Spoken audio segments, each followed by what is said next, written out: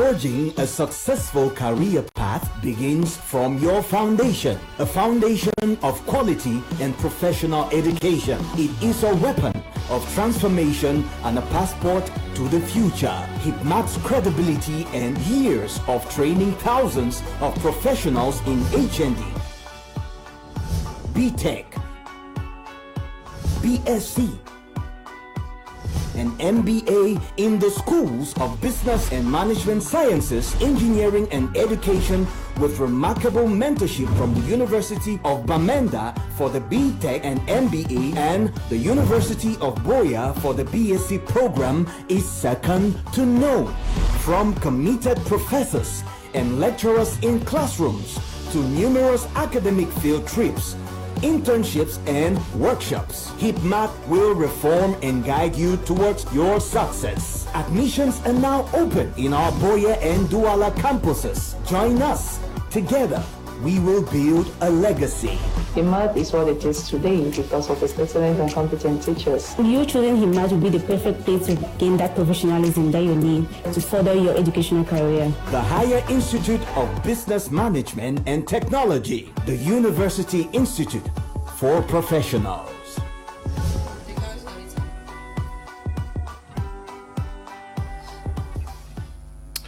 Good evening, televiewers. You're welcome to Prime Hour on My Media Prime.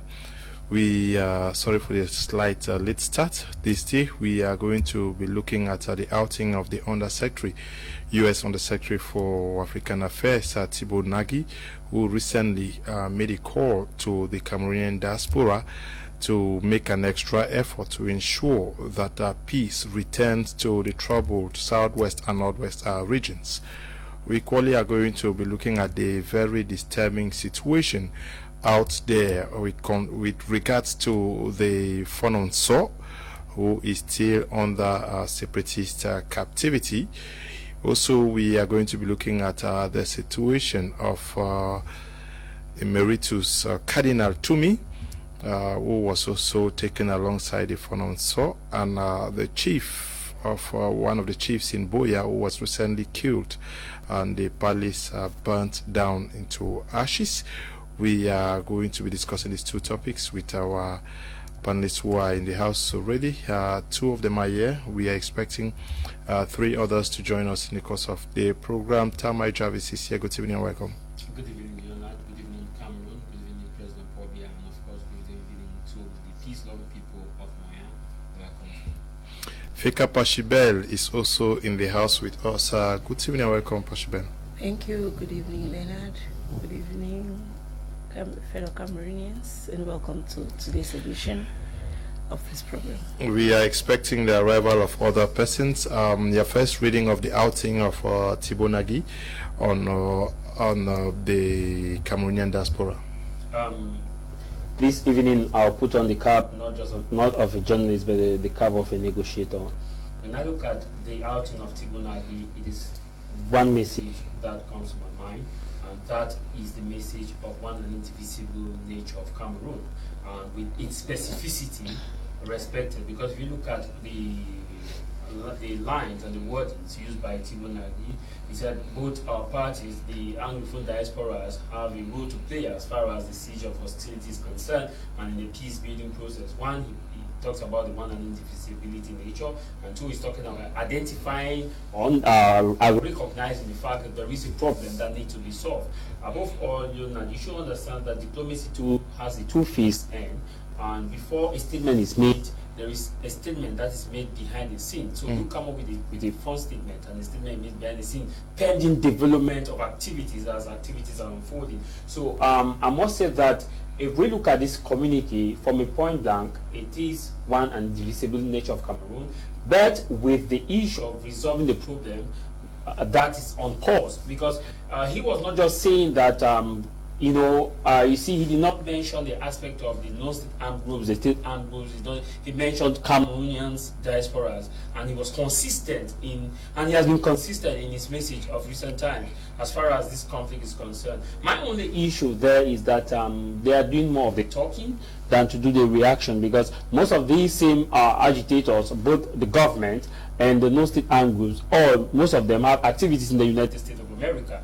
and within the context of conflict handling, as far as this is concerned, they are of that position to push both parties on the table, because they have the knife now and the yam to see that both parties sit on the table, either by doing targeted sanctions on both sides, whoever is in the United States that is against the peace building process. And I equally want to say that maybe it's because of the slow nature of Cameroon government to recategorize the conflict. Remember that at this point in time, a lot of people are seeing terrorism, but as far as the definition of terrorism has not been recategorized by Cameroon government, it's very difficult for this state to punish the same people doing some of these atrocities. I think it's as in the discussion on food will come with. Now, Feka Pashibel, severally you have followed the outing of this same Under Secretary for African Affairs.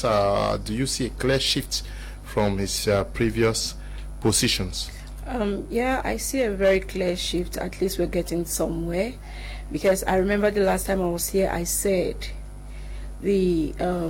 especially the U.S. government should handle those diasporans who are instigating the crisis back home.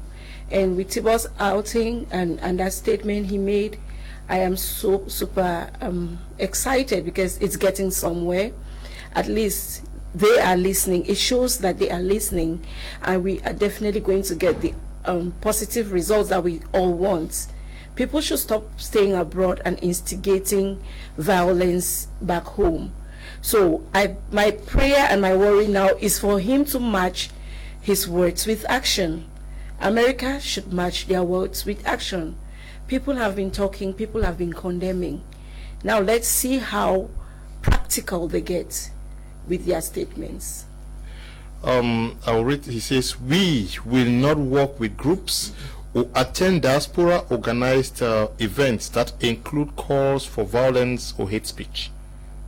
That's to buffer the point that we will not call for let me just give an analysis as far as the line is concerned. We will not work with groups who attend diaspora organized events that include calls for violence or hate speech. Okay. Now, we will not work with groups. That now Tibor Nagi is talking about he's talking about the aspect that the U.S. is not going to work as far as individual groups are concerned, and these individual groups, that is groups that are advocating for the independence of the restoration of the former Southern Cameroon, or groups that are advocating on the context that those Anglophone separatist group are terrorists. Remember, there are two groups of diasporas, three groups of diasporas. We have the group that are advocating that they should be those who are doing this violence are terrorists, and that the military should use all form of force against them. And this group is in the United States of America, and they call themselves patriot. Now they don't care about the right violation by the military. They care about defense. Now there's another group. This group that is of the MRC militants, who are calling for partially supporting the no-state armed groups, as we have seen videos where they celebrate, talking with Field Marshal and the rest, calling for violence and the rest. So to Tibor Nagi, all of them must come together as a people and shun violence and look at peace before U.S. can actually look into their matter. So it's calling for these three groups: the no-state armed groups, the state armed groups, the state groups that are supporting the government heavy use of force. Remember that, as I said before, and I'm saying this again, until Cameroon government recategorize the definition of terrorism to fit the international standard, that is not using words that only the government has monopoly over violence. Because when you start using words like the government has monopoly over violence, you are not redefining terrorism. So if you redefine terrorism to meet in a global perspective, shun the way of massive extrajudicial killings, and look at meet with your actions, proposed actions, as far as you have been saying, I think it will make sense. Remember that when this crisis started, a lot of promises were made, and the U.S. too is looking forward to see that these promises are kept. As long as these promises are not kept, things will go down. Okay, Senior Barrister Ashu Emmanuel is in the house with us. Good evening and welcome. Your first appraisal of the outing of the U.S. Under Secretary for African Affairs. Good evening, Mr. Leo. Good evening, panelists. Good evening, televiewers. It's a pleasure being with you. Well, Mr. Tibor Nagi has almost the same reading as my humble self, because I personally think that going by the recent surveys that were conducted, especially by the Coalition for Dialogue and Negotiations, we have a about 86% of the Southern Cameroonians who were interviewed who opted for total independence. Now, before Mr. Tibor Nagi came up with this statement, I said, well, it is good to want total independence, but if you were given that independence, are you sure you are going to enjoy it? Because in the present context where we have well over 8 armed groups, each one backing down the other's throats, I don't think that if that total independence were granted, Southern Cameroonians will enjoy it, because it is very likely that while we are there fighting each other, multinationals will come in and loot the wealth, all the mineral wealth. So I think that, like Mr. Nagi rightly says, these groups have an interest to come together and speak as one person. And we look at it, it looks very unlikely. It's very unlikely, because if you listen to each of them, every day it is their daily bread to insult each other, to kill each other's supporter and all that. So it's really difficult. I personally, when I was on Canada, I advised my people to better choose some form of the state that will grant them autonomy without leaving the present setup. Because if you leave this setup and you go enter something which you will not be able to control, then you will be living fry pan to fire. Like what is happening in South Sudan? South Sudan will be a joke, because in South Sudan you have just 2 parties. Here we have 8 or more. Why are you so convinced that it's going to be difficult to work together? Look at the various. Excuse me. Look at the various actors who are concerned. Who of them is willing to bow down to the other to allow the other to lead? Nobody. Take Ayabacho, he is a president. Take Sako, he is a president. Sisiku, he is a Eric Tato, Mark Barita, all of them. There is nobody who is ready to allow the other lead. So I am telling you that in this context, it is better for us to choose maybe confederation and stay within it. And we see, after all, in a confederation, you still have a total independence. So what's the difference? Okay, Fika Pashibel, the statement says the United States supports the territorial integrity of Cameroon and calls for all actors to peacefully address the long-term grievances driving the current conflicts in the northwest and southwest regions, and to cease exacerbating the hardships experienced by civilians in these regions. Yeah, I support that. I support it. And I've always said it. It is simple. The Anglophone crisis is an identity issue. And every Southern Cameroonian feels it. It's an identity issue. I hate it when we talk and then we quote MRC. MRC has nothing to do with the Anglophone crisis. Let's be focused. It is this lack of focus that is getting us into this mess in which we find ourselves. We are English-speaking Cameroonians. We know our history. Former Southern Cameroonians, we know the story. So why try to change now? Like the barrister rightly said, there is no need for a separation. If we separate, it's going to be hell, one hell of life and everything. Because just look at it now. Just because you don't support A, B wants you dead. Just because B doesn't support what C says, C must die. So, I mean, the confusion is so huge. He's talking of 8 camps, and I'm like, really? I knew there were more than 8. Because it's just crazy. It's every day you get new leader giving their own opinion, forcing people to do what they think it's just okay for them. So why the easiest way that if I were asked, if they asked me today and that I should choose, I'll tell them, let's just move back to 1961. Let's go back to 1961, to the 2-state federation, and let's see how from there we can grow up and develop and get what we want. We need to prove to ourselves that we can be responsible to take certain decisions and govern ourselves. Yeah, but this is the first time that I'm sure he's making this outing that the United States supports the territorial integrity. I'm not sure we've heard him say this in the past. Is this also because of the observation Barrister just raised? I think he has, in some, I think one of his communique, he talked about respecting the boundaries, but not the territorial integrity. Yeah, but this. But now he's talking about territorial integrity simply because he's seen the massive division, the massive insult. Remember that, when you look at the diaspora community, especially when they go out for their marching and their protests, you get a rival message against. If it is not Eric Tato against Chris Anu, it is Chris Anu against Bo Herbert. It is Jomba Akuru against Ebenezer Akangwa against Ayabacho Lucas. So it is more of personalism than patriotism. Personalism, I always define, is a concept I brought. It's that aspect where you fight for a particular interest, but you put in the general interest in front. You make the people see that you are fighting for the general interest, of which you are fighting for your pocket. Now the struggle has moved from patriotism to personalism, where people are using the face of the struggle to get their economic gains and put in their pocket, and that's the danger.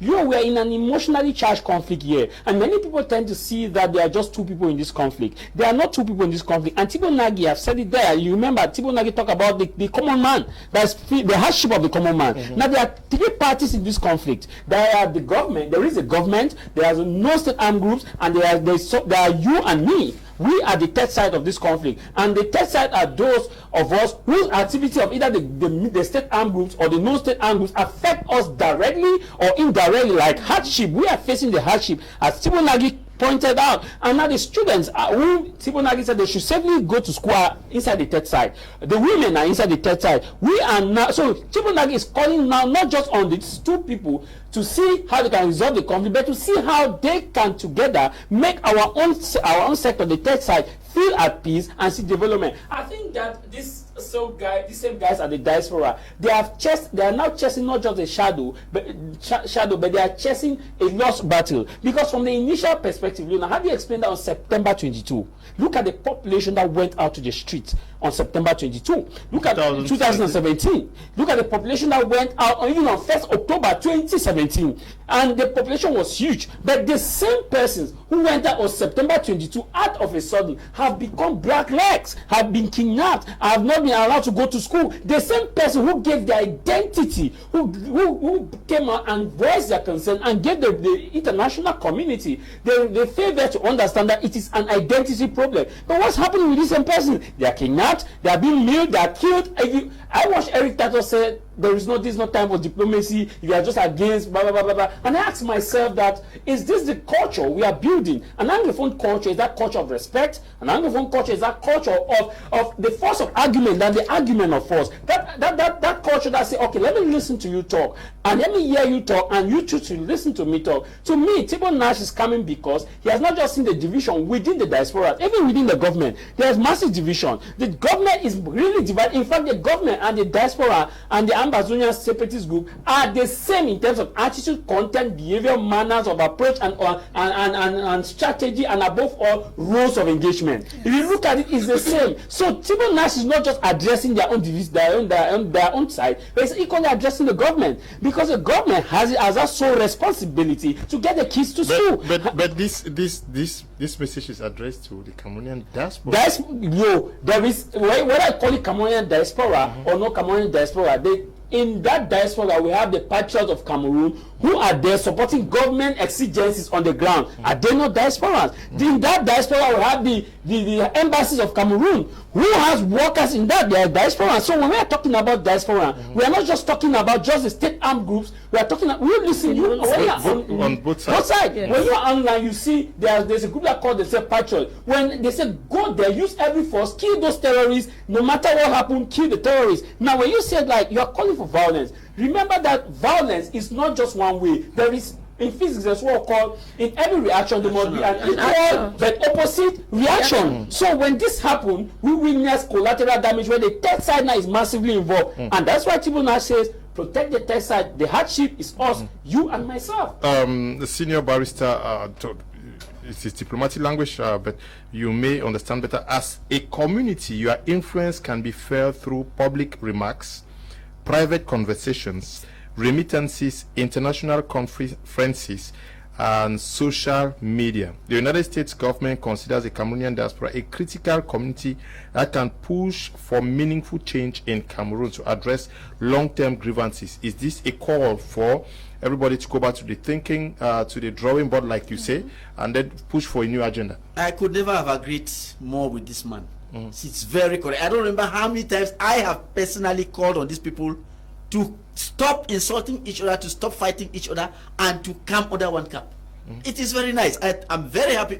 Unfortunately, he belongs to the government that is going out. That is going out. But well, as a matter of foreign policy, the incoming government might not take a path that may be very different from this one, because they want to find out what the previous government did. But Karen Bass is still there, and she has been in Cameroon, and I'm sure she works closely with Tibor Nagi. Yes, I think this man has the interest of the people at heart, because he has seen that if these people continue to behave or to misbehave the way they are doing, then there is no way this conflict would end in the nearest foreseeable 2-3 years. There's no way.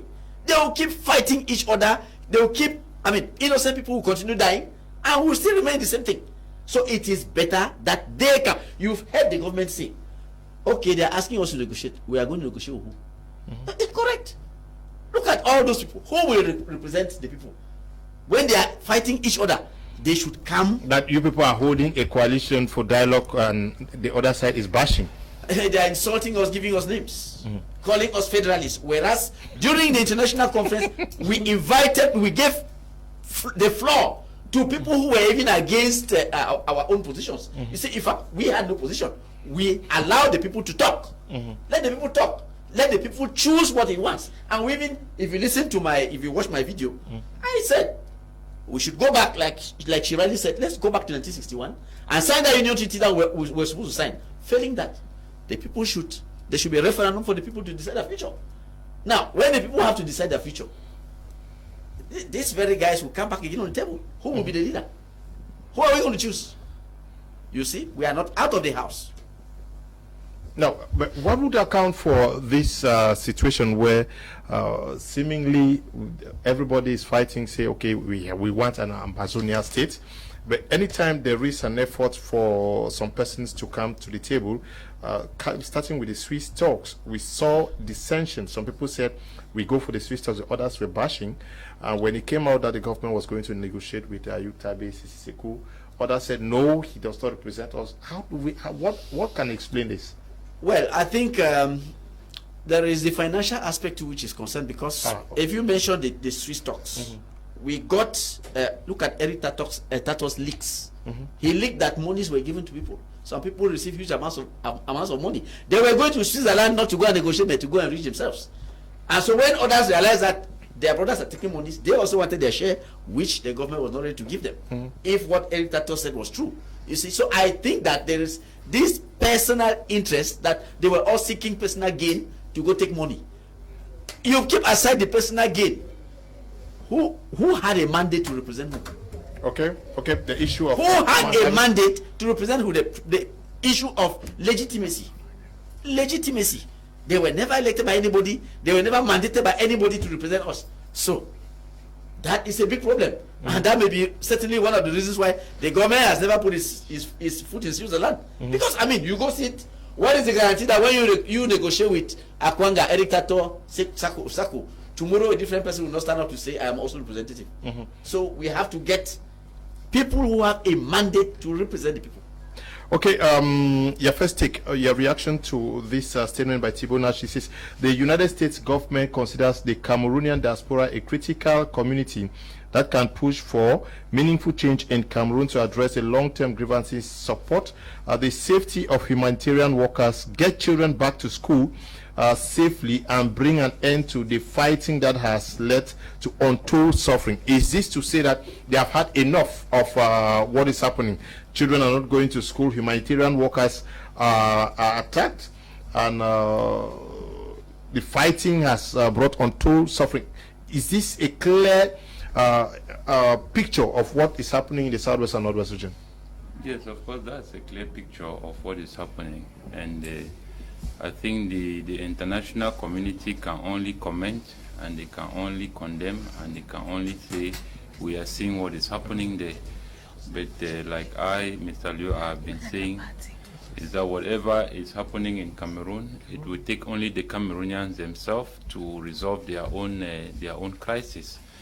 Because after 60 years of independence, we cannot still be relying on the international community. These are in-house fighting and conflicts which may have other influences from external forces out of Cameroon, but I think that the conflict in those two regions cannot be above the other organizations that we have in Africa and in Cameroon as well to resolve whatever is happening in Cameroon. When it comes to human rights violation and children not going to school, this is not only happening in Cameroon, and it's not only Cameroon or the separatist fighters or the Cameroon government that have been in violation of human rights. We have seen that in different parts of the world. Even the UN Security Council for Human Rights have also abused their own power. So the way I look at it, Mr. Liu, I have always been saying, is that conflict in the Northwest and Southwest, I believe very strongly that it has an external force from the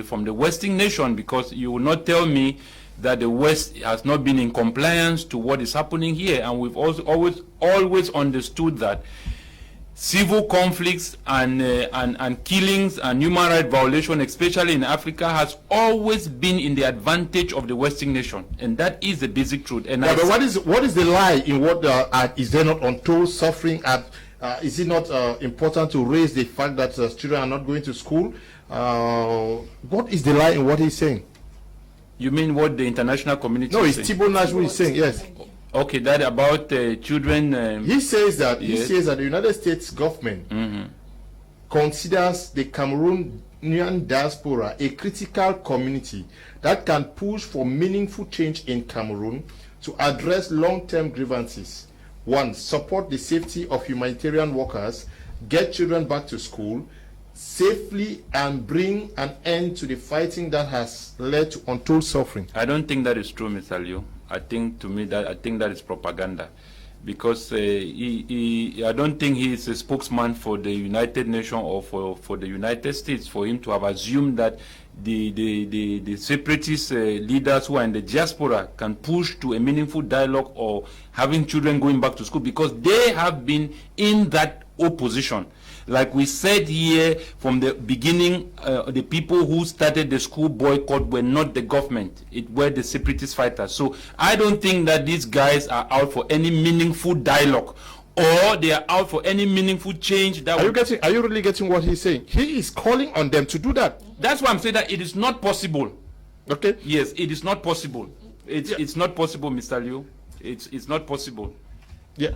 I think that particular phrase touches both camps. It touches the government, and it touches the leaders, the separatist leaders. Yeah, because I think the government, what they did, nobody can convince me about that. The major national dialogue that took place, to me, that was the most stupid thing the government ever did, because this Anglophone crisis is for the Northwest and the Southwest region. And if they had that dialogue because of these two regions, I do not see any reason why they had to bring in the people from the 10 regions and then not get the people directly involved on that table. So for me, I would want the government to call for another dialogue. This time, let it be specific to the Northwest and the Southwest regions, and let's see if these diasporans will not come. At least they don't have any reason not to attend, because now everything is virtual. They can attend through Zoom, so they would be present, and then we get the ball rolling, we get it rolling. So government has its own moral responsibility to play to put an end to this madness, because this is pure madness. Yeah. We count on the Cameroonian diaspora in the United States to participate constructively in addressing the concerns about Cameroon. Is there reason for those living in the United States to take this very seriously? Yeah, there is reason for them to take it very seriously. Remember that I want to do an interjection to Mr. Andre. He's the U.S. Under-Secretary of State for Africa, and by default, he has the mandate. It's like the Secretary of State for Africa. Under U.S. affairs. I remember that majority of the diasporans, if not about 60% to 70%, are in U.S. are in the United States of America. Part of the few that are dotted in different areas, but majority of those who do the funding majority are in the United States of America. And we go by the map of strategic relations. Whether we like it or not, there will always be Western influence. But at this point in time, his influence is not on the economic nature of the United States. It's more of a conscience, reawakening conscience, the reawakening of diasporans to understand the need of patriotism and develop their nation.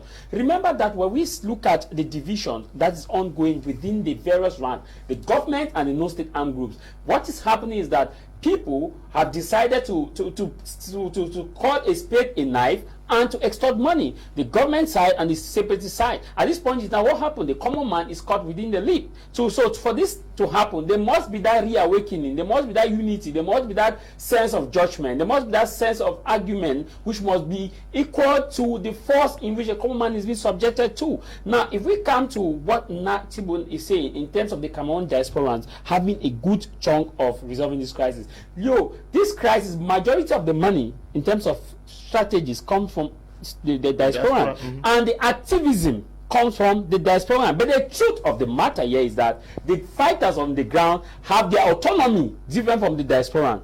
I think 80% of the autonomy. So you will be shocked that if a diaspora leader comes here, you may be kidnapped because of the division. And because of the other camp, every dictator is not safe. Whoever comes here may be kidnapped. Whoever passes between Ekona to Kumba may be kidnapped. And at this point in time, you start asking yourself that who can resolve this crisis? Because activism is coming from abroad, money is coming from abroad, division is coming from abroad. Those in abroad are pushing high division on those on the ground. We've watched videos of fighters saying that, hey, that's why when I left that wheel down a division, we don't. So at the end of the day, you see, Nash has the information that it is only the diaspora, and even those who are advising the government to take the decisive measures are the diaspora, the Cameroonian patriots that are saying that we are in the United States. We know what these guys are doing. Don't do this, don't do that. These guys. So at the end of the day, those who are of the patriot and those who are of the non-state armed groups, they have direct influence on the ground. Until these two parties sit, then the third party will not be able to save. And now there's another shortcut to this. The third side can resolve that within the blink of an eye. That's the population. The population. Now, Senior Barrister, we count, Tibor Nagi says, we count on the Cameroonian diaspora in the United States to participate constructively in addressing its concerns about Cameroon. We will not work with groups or attend diaspora organized events that include calls for violence or hate speech. The United States supports the territorial integrity of Cameroon and calls for all actors to peacefully address the long-term grievances. Is this in any way going to shape how the diaspora is going to work from what you are observing? Well, I think that is somehow a declared support for our activities, for the coalition, because you see that some people came out to attack us. They came out to give us names and all that. All those groups who are preaching violence will not have U.S. support. They will not. So if you want U.S. to support you, you have to talk peace.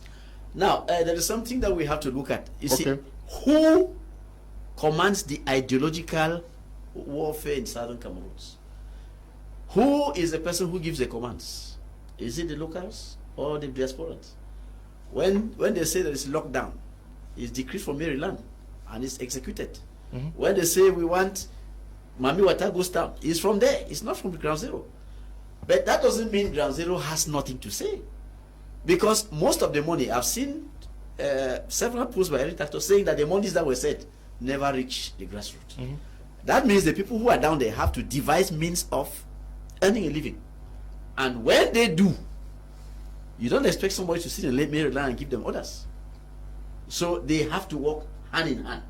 So while I agree with Mr. Tibor Nagi, he should not underlook the role of those generals who are in the field, because they have a big role to play. Most of them have become warlords. who fend for themselves. They know how to go to Nigeria or wherever and get their arms and everything. Their supplies. So don't tell them, because I remember, people from the diaspora don't send them supplies. I remember. You must take them into account. And I think when the government was organizing its major national dialogue, it understood that point and tried to call some of them who normally refuse to come. Okay. So I think the person who gives the commands should be taken into account. The U.S. is a U.S. From this outing clearly stating its position.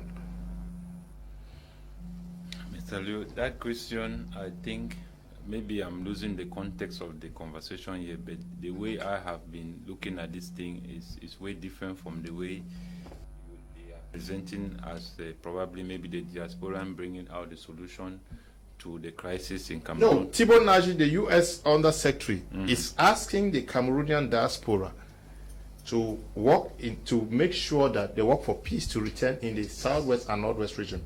And it's making it very clear that the United States henceforth recognizes the territorial integrity of Cameroon, and that they will henceforth not work with any group that calls for violence. Okay. Yes, in Cameroon. Well, I think that it is a coalition that has to be joint efforts, not only by the people in the diaspora. Like he was saying, yes. it has to be also with the people who are on ground and other stakeholders who can participate in bringing out or in working together to see that peace return back into those two regions. You see, and it is also very important that if it is being tackled at that level of the diasporans, those that are out there, if they can come together and reach a consensus on seeing how a negotiation can be carried out to restore peace in those two regions, I think is very important, because we have seen that the diasporans have a role to play, but the ground fighters also do have a role to play, because we have seen in several instances where even orders were given from up there and the people on ground zero did not execute the orders. And that was even some of the things that even led to the death of General Ivo, when he began going against the people who were in the diaspora and began implementing his own rule on ground. So we come to realize that there must be an inclusive, like all we have always been saying, there must be an inclusive dialogue. That means that the parties that matters should take part in this negotiation and see that we can actually attain and arrive at the place where we can say, all right, we have been able to cross this difficult moment. Because if we are only looking at, like I said before, Mr. Liu, the government is not able at this junction, from the Grand National Dialogue to the reconstruction to all the other campaigns they have brought, it has not been able to negotiate one part of peace. Same like the separatist fighters on ground. So since they are looking up to somebody, that means that we should be able as well to reach on those leaders, because we have to also be aware that a lot of them are not together. They are all divided, a lot of them. So how do we get these parties all together? Okay. Good evening, Mr. Liu, and to the panelists. Thank you, people, for the update. Let those people come together and solve this problem. Esther is writing from Yaoundé. Good evening to you, Esther. This one says, good evening and greetings to Maitre Ashu. The separatist leadership is a bunch of divided people who have betrayed what would have been a genuine cause. Ngole Hene is writing from Limbe. Good evening, Mr. Liu. I'm called Elvis, writing from Yaoundé. I believe we are on the race. I just want to ask you this question. How long did the children of Israel take to get to the promised land? They even fight against themselves. Okay. This one says, Mr. Liu, good evening. I think Ambassador Tibor Nagi is indirectly telling Ambazonians to unite or have a just cause destroyed. The infighting amongst them is alarming. JN is writing from Bamenda. Good evening, Mr. Liu. Please, the mic of Taj Jarvis is not clear. The sound is not stable. It comes and goes. Okay, I hope that has been worked on. Good evening, Mr. Liu. Please, the mic of Jarvis isn't the best yet. It breaks woefully. Thanks. Elijah is writing from Yaoundé. Stop calling, please. This one goes to you. Can we get this to you? Greetings to you all, and the panel extend my greetings to you all. Look, people should not get confused here.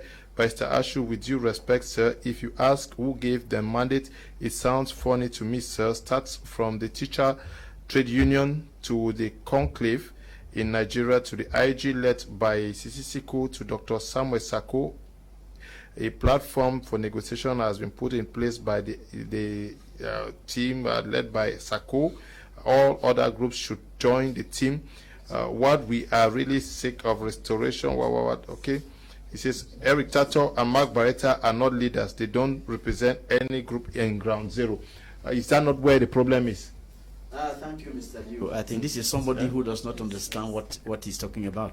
Okay. When we talk of the question of legitimacy, legitimacy stems from a clear mandate given to somebody by the people. So I don't know if this gentleman can tell us who elected Sisiku as president, or who elected Mr. Sako as president, or who elected Ayabacho, or Mark Barretta, or Tato, whoever elected them. We are talking of somebody who has a popular mandate. You don't represent the people by auto-proclaiming yourself leader. You must have a clear mandate from the people. And that mandate can only emanate from the people. That is the people on Ground Zero, not our children who have gone abroad to go study or go work. So he has to understand that. When they were holding their meetings in Lagos, who gave them mandate to go home meeting? The teachers who, this is different from a corporate fight that was put up by teachers and lawyers. It's different. We are talking about representation of a people. Southern Cameroon is a nation. Who will go and represent us when there are talks with the other side? Who? People who auto-proclaim themselves leaders. No, he says no Sako. Who elected him? Who elected Sako? Just to add to what Senior Barrister is saying, the gentleman or the sir should not get this confused. When the Teachers Trade Union was disbanded, that was on January 17th. The Anglophone Civil Society Consortium was banned January 17th. They handed power to Mark Barretta and Tapangaivu. And after Tassan went to Nigeria, Tassan declared Mark Barretta and Tapangaivu persona non grata and took back the powers from the consortium which had been banned. So at this point in time, mandate is only given by either a universal suffrage or by consensus on the people, which can be done by the ballot or by any other means. But at this point in time, nobody has the mandate to represent the people. At this point, it is just self-proclaimed leaders, which we are not disputing. And one thing I would like to make clear is that Tapang Ivo, Mark Barretta, Paul Nilong, Tato Eric are activists. They are not even leaders. They are activists who have become so influential that they sometimes think they are leaders. They are not leaders. Do they not have ground forces? They have changed. They are warlords now. They said they are warlords, especially somebody like Tato Eric.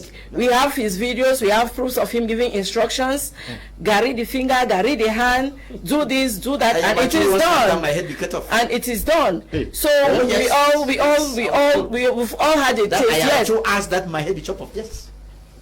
We've all. He has the opportunity to deny it if he hears. We've all had a taste of them. Like I always say, on the 17th of June last year, 2019, my volunteer's right leg was cut off by the Amber Boys.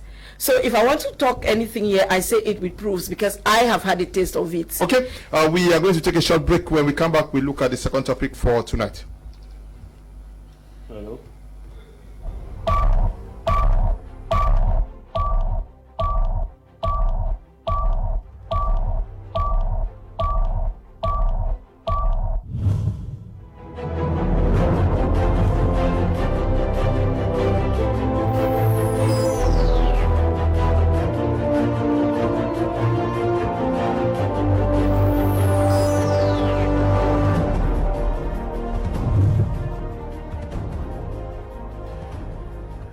Welcome back. You are watching Prime on My Media Prime. This time around, we are going to be looking at the case of the kidnap case of Cardinal Tumi, the phone on Saw, and the death of the chief in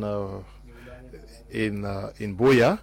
and a host of others. We are asking what the crime of these chiefs are, even if the head is the lone punishment that they deserve is a kidnap or a death sentence. We'll start with you, Senior Barrister. How do we understand, especially the fact that Christian Kadinatumi was taken for questioning? Or how do we understand that at his age? Well, I cannot be more royalist than the king. Christian Kadinatumi himself said that he was not kidnapped. So that's what he said. He said he was not kidnapped. So I want to understand that maybe he was taken for questioning. Yes, but how do you understand questioning for what? Questioning. He went to discuss with his children. Remember, he's in Kumbu, eh? He is from that area. Not really. No, but they were taking in Baba, in Baba one. He says he was not We all know the realities on the ground. Are you saying? We all know the realities on the ground. We saw one. If you are at gunpoint, would you accept if you were in its shoes? We saw Chief Njumbe, who said on this thing that no, they are treating us very well. And how do you cannot not just go by what we see as kidnap. If the main source, whether gunpoint or not, after gunpoint, Njumbe came out. Why did he not tell us that he was kidnapped? If the main source, as journalists, a main source tells you saying that Chief Njumbe was not kidnapped. If the person tells you I was not kidnapped, are you forcing the person that the person was kidnapped? When they were kidnapped, the chief, the fund of Saw and the cardinal were kidnapped, and the fund is still in held captive till today. The two of them were kidnapped. The cardinal was kidnapped.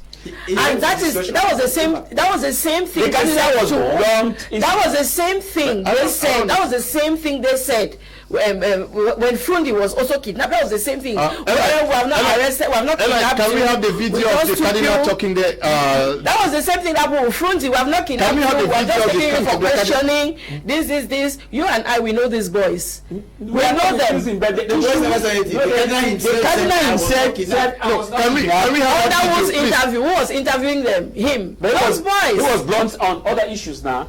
Okay, please, please. Why he came back home? Eli, no. We hear he's been hospitalized in Shishong. Yes, he's very sick. Actually, he's very sick. Yes. So he's certainly going to talk. But already we heard him exchange with those boys. If the video is there, can we play that video and understand whether he went to discuss with the boys or not? Yes. Can we have a reaction to when you got information that Kadinatumi was taken? Well, it's just same as any other kidnapping that we have been seeing. They were kidnapped with the phone as the news came, and it was also on this same platform that it was being announced that the Kadinatumi and the phone also have been kidnapped.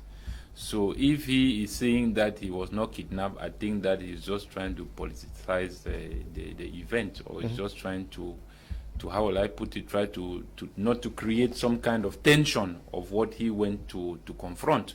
But at the end of the day, he was kidnapped, and that is a reality that was on ground. The facts, he may put it that he wasn't kidnapped, that is his own version, and he has a reason for saying that.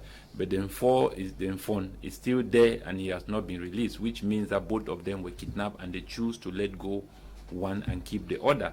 You see, but Mr. Leo, you realize that this very conflict and this kidnapping and killings that we have been having in the both regions have really become a talk of time, and this is what is being discussed every day.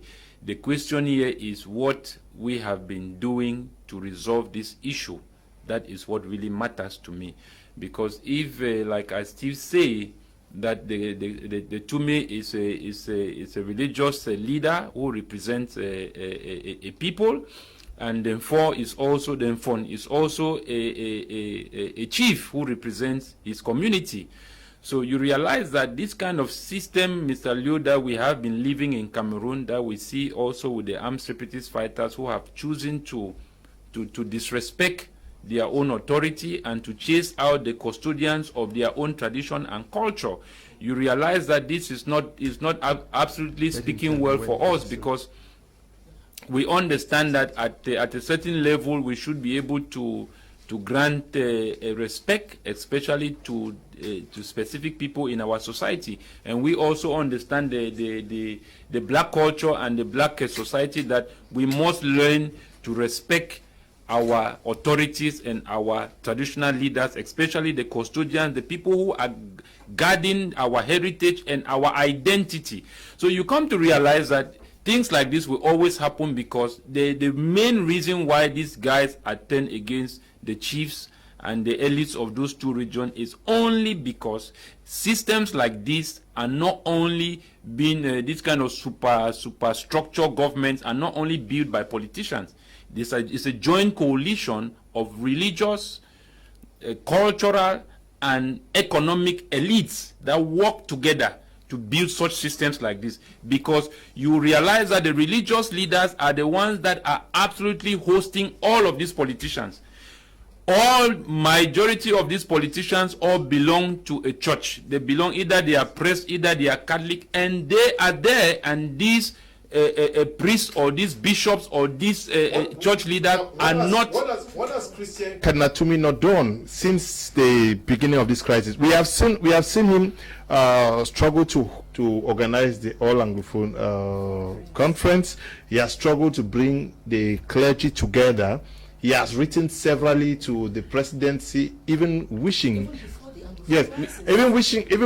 to be granted audience, and everybody has seen him do this. How do you take him now for questioning? Yes, that is true. But let me tell you something, Mr. Liu. When you live in a society where things are not done normally, you don't expect to follow the normal process. I'll give you an example. This is just a recent event, a neighboring country of Cameroon, Nigeria. It were the bishops and the Christians that led that protest. It will shock you. No, but I want to answer my question. The bishop, I'm saying that. Yes. I'm saying that Cardinal Tumi. The question to you, Cardinal Tumi severally has written to the presidency. He even wished to meet the president, and at a point they said that they are tired. Exactly. And then that is why I'm saying that it is not good enough. I am saying that it is not good enough because it's not an issue. Do you expect? Do you want to see a week? Do you want to see the? I am not refusing all of what you have said. When those women came out in Kumba, the question I asked was, where were their husbands? Where were their pastors? Where were their Christians? We are talking about Cardinal Tumi. We are talking about Cardinal Tumi. Yeah. I'm saying that we have. Cardinal Tumi does not need. Cardinal Tumi does not need to get permission from the government to have an Anglophone conference to resolve the conflict there. Cardinal Tumi is a Zero. Pardon? Zero. Okay, let's take a listen, please. Let me have the volume. Can we have it? Let us take a listen to the conversation that Cardinal Tumi had with those who took him. Though we hear that people are saying that they went to discuss. You are currently in Gokutunja County of the Amazonia. Good morning, the Lordship Cardinal. Thank you. Yeah, today is the 6th of November 2020. Yeah. Yeah. Yes, I feel that. How are you doing now? Not badly. I feel as good as I had here. Okay. Although I've not eaten since yesterday. Okay, no but problem. I feel it. Okay. I hope that we did not arrest you nor kidnap you. I don't think so. We were on our checkpoint because we need to know who is entering our land and who is going out of our land. Exactly. But unfortunately, we met you without informing us that you are coming to our territory. So I was not coming to your territory. I was passing through.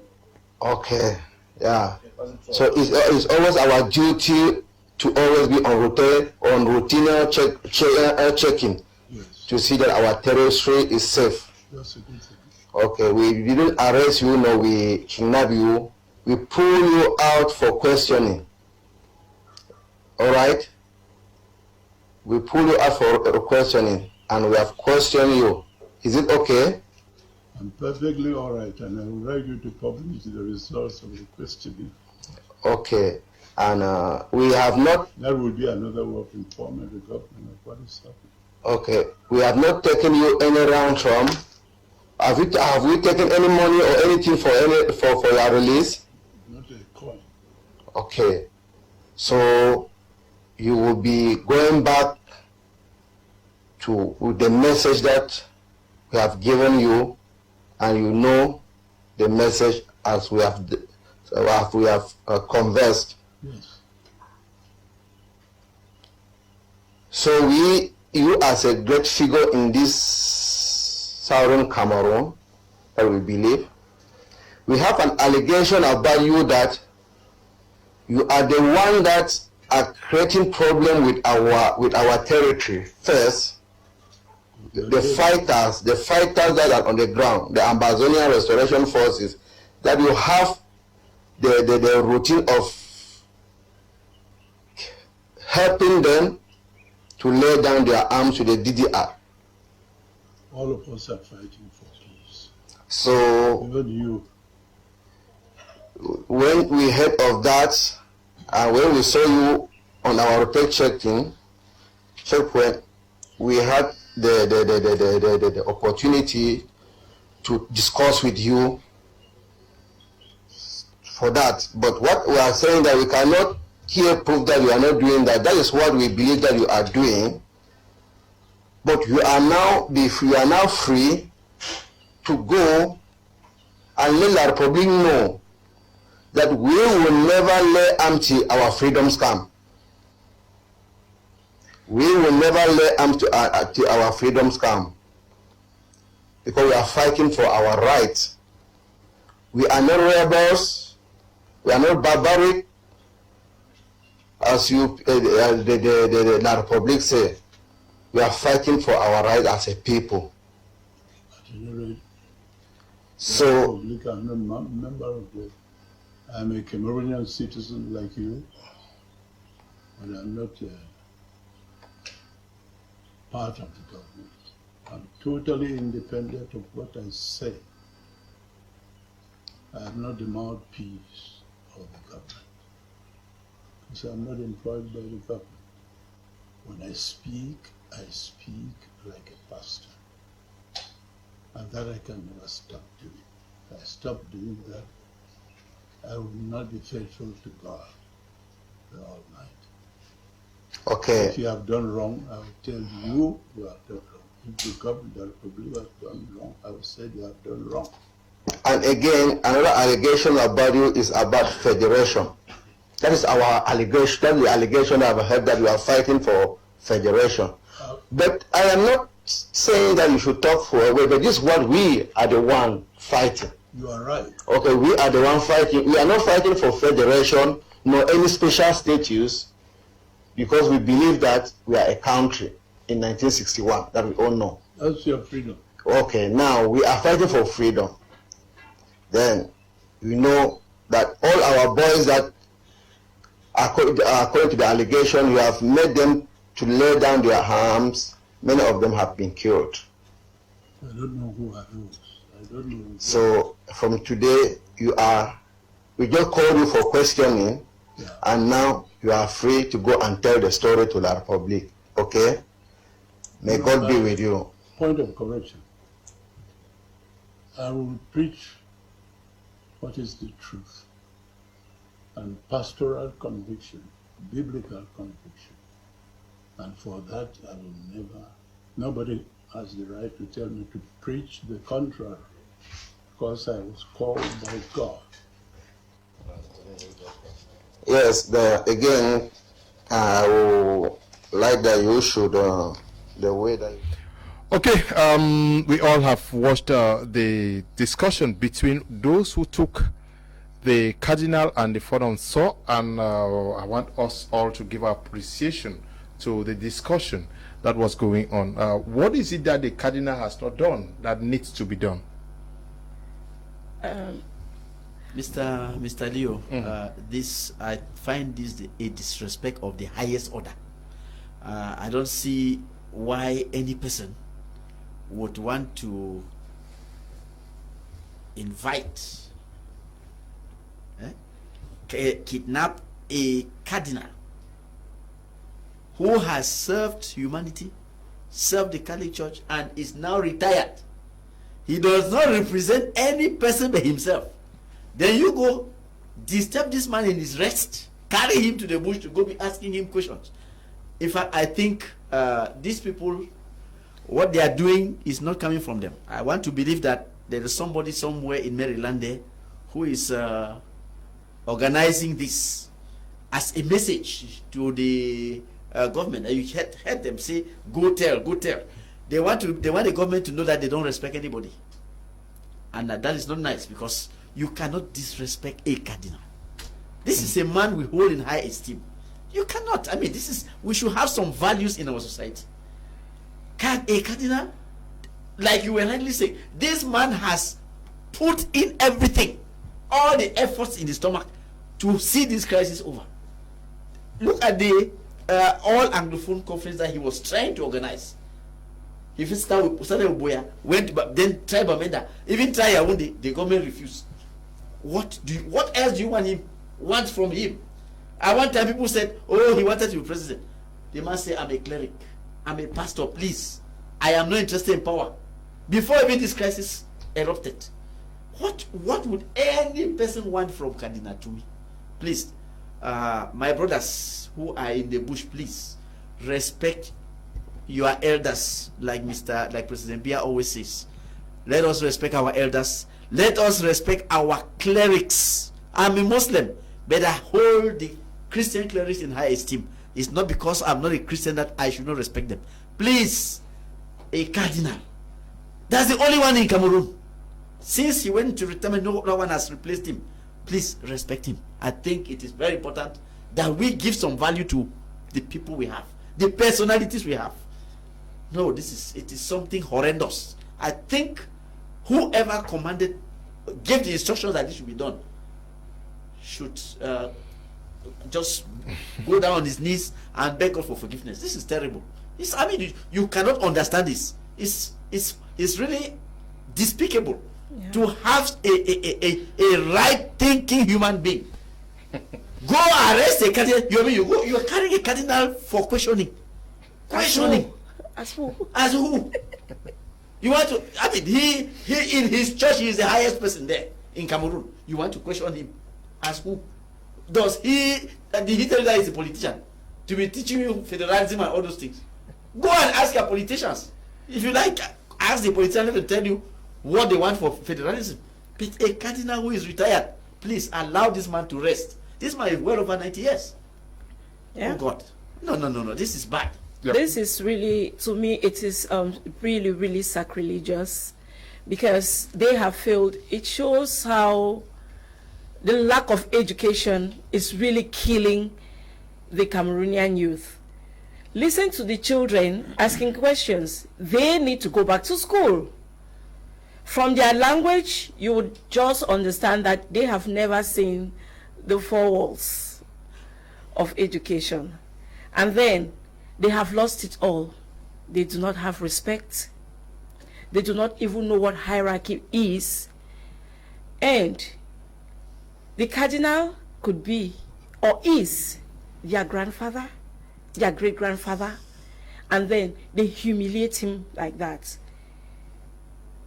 We all know, if as a Roman Catholic Christian, I am so hurt and disappointed.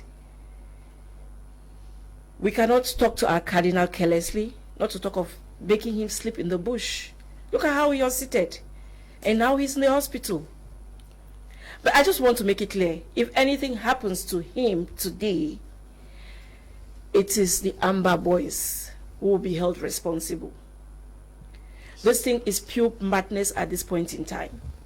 And whoever their instigators are, I think they have done their worst. After the Kumba massacre, after all the killings that have taken place, they are still not thinking straight. This is outrageous. This is the peak. Okay, yes. A clear message was given to him that he should carry it to Yaoundé. How do we understand that Cardinal Tumi wants to do an AGC the same person say, oh, you are a La Republica sponsored agent, we don't want to hear you say this. They are accused, and then now he is sent to go tell President Paul Biya this. How do you get the twist? You know, like I earlier said a while ago, that this is personalism now than patriotism, because those who claim they were fighting for our rights have turned out to be fighting more from their pocket. Let me first of all start by giving you what I said before when Cardinal was kidnapped. This is a news that I said, if a video comes out of Cardinal, it is a litmus test for people to understand who have been doing the kidnappings in the north and southwest region. Because if that video had not gone out, you will still get some people, even when the news that Cardinal was in the keeping of the no-state armed groups, some people were saying that no, it is the government that has kidnapped the Cardinal to blacklist the Amber Boys, to do this, to do that. But now that the video came out, everybody saw, even those people were still doubting. So it was a litmus test for us to totally confirm that we are reading that at least 8 people have been kidnapped on Monday night, that is this night, in Livanda village. Livanda is around Limbe in Fako division, southwest region. They took 8. One of them who were kidnapped, a lady was pregnant, has been released, but the rest are still under captivity. Again, confirming that this kidnapping is done by the non-state armed groups, because we are tired of this hypothesis that it is this group, it is the Taganji boys, it is the government that's doing this, and now the Cardinal and the phone was kidnapped. I told people that this is a litmus test. This is what we will know who have been doing the kidnapping, and you have seen it. Now, coming to what the clear message, they're sending the message to Cardinal, I think that they are shooting the wrong person. Because let me ask, the Cardinal did a 400-page document and handed to the Prime Minister. Of that 400-page document, that was prior to major national dialogue. On that 400+ page document, it was clear as of the aspiration of the people that I think a certain number of percentage stood for the total separation, according to what the Cardinal had. And the Cardinal has been doing his best to ensure that he represents the people from the peace perspective. You remember that they wanted to force an ideology on the Cardinal that dialogue, peace come before peace come. There was something they said peace come before. I think I've forgotten something. Justice. The Cardinal said no. Justice. Sometimes they said justice come before peace. The Cardinal said peace come before justice. So at this point that you get the force on Cardinal. But what I just want to say here is that the non-state armed groups, those who are behind the kidnapping of the Cardinal and the phone on Saul, should understand that we are undermining the same values that we are preaching and that we say we stand for. Because how do you explain a situation where the same Cardinal who has been doing research and has been struggling to contact the government to ensure that this crisis is resolved, from the initial perspective as of 2017, 2018, January, February, March, April, May, June, July, we were still talking about federation. And the mandate that were given to the teachers were more of federation. And now when they are talking about a separation, you should preach that with peace and without forcing the other person to buy your ideology. It's democracy. The Anglophone culture is the culture of democracy. The Anglophone culture that we took from 1917 under the Nigerian Newspaper Ordinance Law that was brought into the British Southern Cameroon was based on the policy of multi-party, where people have their ideology, their freedom of speech and expression. But now we are going back to the mono-party politics that we had, where it is either you support the Amber Boys or you don't support any other person. And that, in this era, is seemingly impossible. Okay, Nigeria would say impossible. Yes, interrogation. Even if an interrogation was supposed to be carried out at Temibako, wasn't it better for a bigger personality in the ranks of the Amber guys to discuss with the Cardinal? Because when you get from the person who was talking with him, he tells, like she says, the caliber of person who was interrogating the Cardinal. Though some persons are writing to say that there was no interrogation, but we clearly see that it says we took you for questioning. Yeah. Mr. Leo, I will first not. I will not say it was the right thing to have kidnapped the Cardinal and the phone to start with. You see, but I know a lot of people may have a different opinion when it comes to the Cardinal, probably maybe because, I don't know, they have their own personal reasons. But the honest truth about Cardinal to me, for all the years I have followed, Why do you think that the government never granted him the possibility to organize that conference? Cardinal Tumi has always stood for federalism. That has been his position. And he has drawn the elites of the Southwest to support that movement. From the 90s and from time, we have been seeing his attempt of holding conference in resolving the problem in the Anglophone region. He has stood for federalism, and the people of the Southwest have not been in that opinion. And that is why each time the cardinal comes out to either put a proposal to the government or what can be a solution to this crisis, the government has never given to, because they know the position of the cardinal. And this is what I want to lay as a foundation. So what I'm saying here, Mr. Leo, when I say that the cardinal has done his own role, but to some people, he has not done enough, he did not do enough that was expected of him at his office. What am I saying is that because we have seen, even in South Africa in 1984, it was Desmond Tutu and the church that led the protest that stopped the apartheid in South Africa. We are not saying that he hasn't done, but we are saying that he did not do enough at his office. Because what I know is that you will not seek permission from the government when you live in a society where it is in disorder and law does not apply at the end of the day. These are times where you take drastic measures and say, okay, if we are not going to go like this, let me tell you something. Like she is not in the opinion of it. In Nigeria, the bishop told their Christians to stay on the street, and they held campaign on the street. Is that why the cardinal should be taken for question? That is not why. That was wrong. Absolutely wrong, Mr. Leo. I don't endorse that. That's what we are discussing now. The church and the solution to the problem is going to be discussed tomorrow. Tomorrow I'm receiving men of God here, and we'll probably, now we are talking, there's a chief who died in Boya. There is the phone who is still under custody. Mr. Leo, we will not, and that is why we are saying that this is not a revolution. These so-called, whoever they call themselves, leaders or generals on ground, they are not out for any independence, or they are not out for any revolution. This is a game of merchandise. This is a business where each party is using to make money. Those people who are leading, who are there in the diaspora, all of them today have become millionaires out of this struggle. It's a whole business. Taking the cardinal into questioning has nothing to do with seceding the country. It has nothing to do with that. Turning against your own people and defying the land by touching certain men who are secret to your land, I think that that's an abomination to the land, Mr. Leo. Okay, can we get a reaction to the killing of the chief in Boya by the member of parliament for Boya, Oban?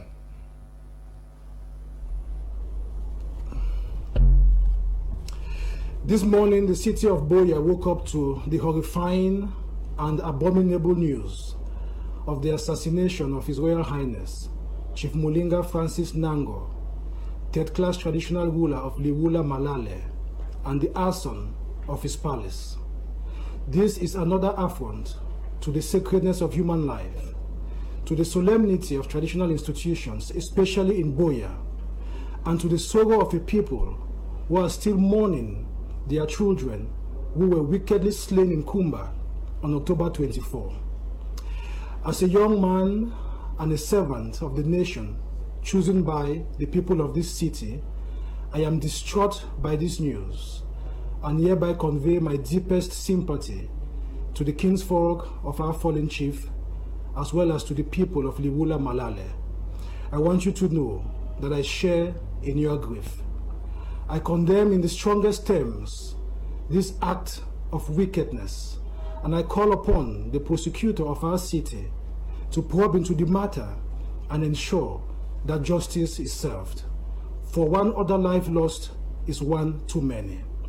Above all, and very importantly, I want to remind each and every one of you of your responsibility to expose those in your communities who are sponsors and perpetrators of these acts of hate and wickedness.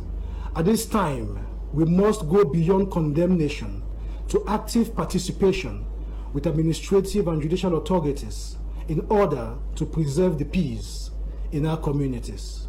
Remember that each of us has a natural duty to care for others and to protect one another's life.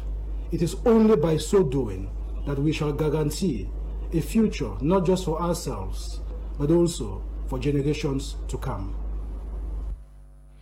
Okay, that was the MP for Boya Urban constituency. How do we also understand the killing of a chief, the kidnap of the phone also, and the consistent targeting of traditional rulers? What's their crime? I think, like I said before, gross abomination is taking over this crisis. Because if you can kill your own and then killing of another traditional ruler, it's an abomination. It's way too many evil happening at the same time, way too many disrespect happening at the same time. And again, we heard that people were kidnapped in Limbe. In Livana, yeah. So were people killed in Bamenda yesterday by the military. And among them is a 16-year-old breastfeeding child who was shot at. What was their crime? What did they do? So these actors should stop it. We have had enough. They should stop it. They should carry their... my plea now is for them to take their guns out of these regions. Because at the end of the day, this is how so many innocent people will be dying. If you can kill your chief, how safe am I? It means no one is safe. No one is safe. They should stop it. Government should start thinking of how to put an end to it. The secessionist leaders, or separatist leaders, I don't know how they are called, they should start thinking of putting an end to this madness. When you start touching that core value, that tradition that we also cherish, then the white man's game of divide and rule is just messing us up. Okay. Good evening, Mr. Leonard and co. I think it's time for the so-called Amazonians to give up, because all they are doing now is madness. The kidnapping of Cardinal and Fon shows how uncultured they are. They claim to be fighting for our identity, but they themselves don't respect our institutions. How do they feel taking an old man of his type to sleep under the coal, claiming it was for questioning? These boys have caused abomination all over the years. The killing, kidnapping, torture, beheadings, etc. of English-speaking Cameroonians is evidence that they are not working for the good of our people. Good evening to you. Okay. Hello, Mr. Leo. Good evening to you and your crew. I think the devil is wondering where those Amber boys have taken their evil from. Lack of respect, kidnapping, and so on. I wonder whether they have human blood in them. Nancy is writing from Kumbu. I feel your pain, Nancy. Your phone is under... yeah, it's not a loving matter. Mr. Leo and crew, greetings to you. I salute your efforts. I'm of the opinion that any spiritual leader who is partisan in trying to resolve an issue has a question mark. George is writing from the United States of America. Okay. Someone. Good evening, Mr. Leo. Martin from the United States of America. I'm always happy to watch this program, Mr. Leo, with the convoy taking Kainatumi to Kumbo. How did the boys manage to stop the car in the middle? Let them stop playing with us. Where was the military along the road? No security in Kumbo. That was a planned act with the cardinal to pass that message. Okay. They refused military escort. It was not a convoy. I'm sure it was a convoy. How many vehicles? They refused to be escorted, please. Good evening, panelists. Jesus came for sinners, so I see no wrong for the cardinal talking with those people. Education is not the issue here. Cardinal have talked, and he is still talking to no avail to the government, but his last voice still counts. Enoch Clovis is writing from Kumba. Good evening, Mr. Leo. You people should tell Mr. Bia to call off the war. He declared on us he is the problem and not the Amber. Etoy is writing from Kumba. To think that Cardinal Tumi can hold an Anglophone conference without the state of Cameroon giving clearance is sending the participants to jail because they will be arrested. Fombi Michael is writing from Bamenda. Greetings to all here. Our single and most important challenge is to help establish a social order in which the freedom of the individual would truly mean the freedom. We must construct a people-centered society of freedom in such a manner that guarantees the political liberties and human rights of all our citizens, though sadly we are at a point where neither the government nor the separatists consider any of the above. Oh, what a pity. Noel is writing from Yaoundé. Mondi writing from Limbe says, hello. Mondi. Good evening, Mr. Liu, and special greetings to Senior Barrister. I love the program. Anyone saying it's kidnapped, it means any person who taken at gunpoint is kidnapping. Note that the military is fond of doing that. Oliver is writing from Boyo. Good evening. Who sent him to the DDR Commission? Okay, good evening. Good evening to you all in the studio. I'm Chris. I just want to say, if you call what was done to the Cardinal on the phone as kidnap, then the government of Cameroon is the master of kidnapping, because almost everyone in prison and even journalists like you were all kidnapped to the prison and are not arrested. Okay. Yeah.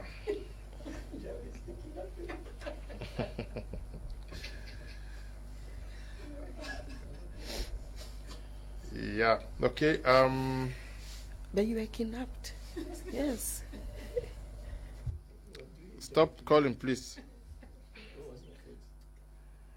Mr. Liu, I like your program. It's heartbreaking. Any person who does not want this war to end should be somebody who is eating fat from it. It has badly affected some of us who are CDC workers. Mola Keju writing from Moyoka. Hello, Liu. I'm Bertrand from Kumba. Please tell Mr. Andrin that the Cardinal has done a lot to see to it that this struggle is resolved, but because we are ruled by persons who are not good, okay, they think the contrary. Tagen Donatien says, good evening, Mr. Liu. The president should hand over power to me. I stand for progress and development. Tagen Donatien. Okay, we'll continue with you. Now, what is the killings of these chiefs? Let's take the case of the kidnap of the phone Saw and the killing of the chief.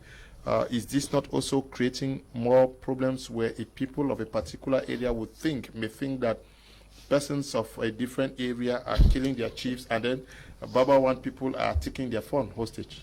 Is that not also a possibility of creating further tensions? It's a massive possibility, especially when you look at the southwest region. I've read lots of messages coming from bona fide people who are endowed with the spirit of division, with the spirit of disunity, and with the spirit of wanting to create chaos under the belief that they are fighting to protect the territorial integrity of Cameroon, to say that most of the things that are happening in Southwest, especially FACO division, is caused by those from the Northwest region of Cameroon. I read a lot of messages which I was kind of very sad, coming from professors, coming from journalists, coming from civil society activists, coming from people who are learned enough to understand the aspect that the bilingualism and multiculturalism commission is against those things.